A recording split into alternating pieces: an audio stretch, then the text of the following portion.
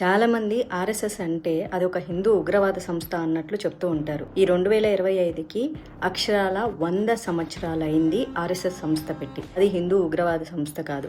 వాళ్ళు ఎలాంటి నేర కార్యకలాపాలు చేయలేదు ఇంతవరకు భారతదేశంలో. ఇక విదేశాల్లో చేసింది లేదు. అదే గనక చేసిందంటే భారతదేశంలో ఇన్ని మతాలు ఇంత విచ్చలవిడిగా విస్తరించేవి కాదు, ఇన్ని రకాలుగా మనల్ని దోచుకునే వాళ్ళు కాదు, ఇన్ని రకాలుగా కన్వర్షన్లు కూడా చేసేవాళ్ళు కాదు. ఆర్ఎస్ఎస్ సంస్థ హిందూ ధర్మానికి దేశానికి మాత్రమే వర్క్ చేస్తుంది తప్ప వేరే వాళ్ళ మీద ఈ రోజు వరకు అటాక్కి పోలేదు, వాళ్ళ గురించి తప్పుగా మాట్లాడలేదు, ఎలాంటి తప్పు కార్యక్రమాలు చేయలేదు వేరే సంస్థల్లాగా, ఉగ్రముఖ సంస్థల్లాగా.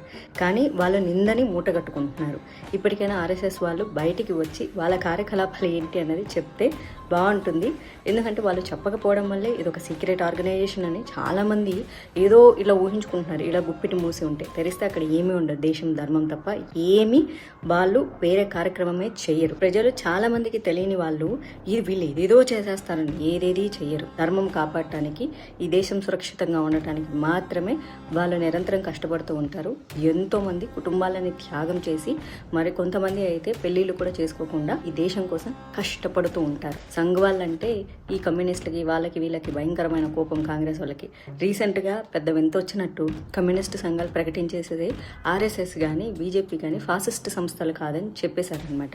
వాళ్ళే ఈ దేశంలో 100 సంవత్సరాల నుంచి ప్రచారం చేశారు. ఇప్పుడు వాళ్ళే ఒప్పుకున్నారనమాట. ఇంకేంటి ప్రాబ్లము? వాళ్ళు చెప్తే మేము ఒప్పుకోవాలంటే మరి వాళ్ళే కదా ఇన్ని సంవత్సరాలు 100 సంవత్సరాలు ప్రచారం చేసింది. అప్పుడు వాళ్ళే డిసైడ్ చేశారు. కాబట్టి ఇక్కడ ఏమీ రాంగ్ కార్యకలాపాలు జరగట్లేదు. అలాంటి ఉద్దేశాలు మీకుండి వేరే ఎవరన్నా చెబితే నేను వాళ్ళకి చెప్పేది ఏంటంటే మీరు కూడా సంఘంలో జాయిన్ అయ్యి స్వయం సేవకు జాయిన్ అయ్యి అక్కడ ఏం జరుగుతుందో చూడండి. అంతా మంచి జరుగుతుంది, అంతా ధర్మం గురించి మాట్లాడతారు. ఓకేనా? That's it.